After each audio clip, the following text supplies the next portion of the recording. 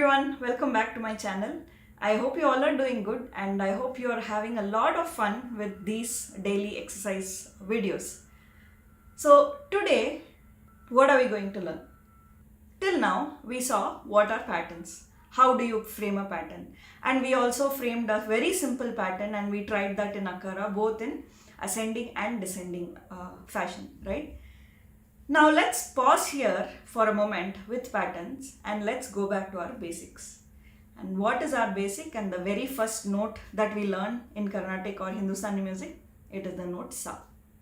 Today we are going to elaborate on the note Sa.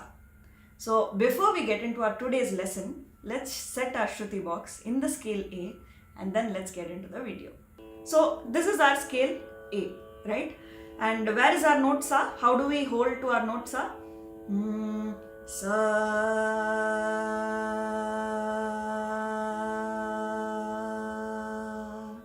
This is our note Sa. Now what we'll do is, we'll see how to sing this note Sa with a variation. That is what we are going to see today.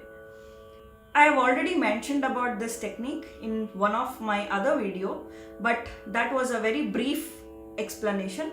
But in here, we'll see it in detail and we'll take it slow.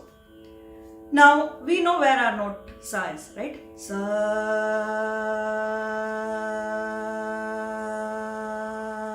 This is our note Sa. Now, what we are going to do is, we'll take a simple talam, tal or rhythm, whatever you call it as.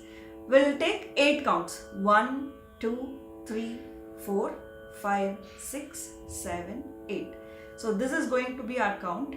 This is also called as Adi Talam in Carnatic music. But to put it in simple words, it's just 8 counts. Okay. So we are going to extend our note Sa to this 8 count. That is our task today. So let's take a deep breath in. And then let's start singing our note Sa. Sa.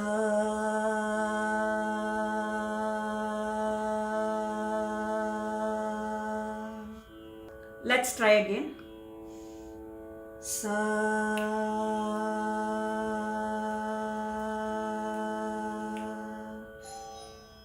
Perfect. Now, what we are going to do is, we know we have our 8 counts. 1, 2, 3, 4, 5, 6, 7, 8. We are going to spell our note Sa for all these 8 counts. Meaning, Sa, Sa, Sa, Sa, Sa, Sa, Sa, Sa. This is what we are going to do. Now first we'll spell it once for each count. And then we'll spell it twice for each count.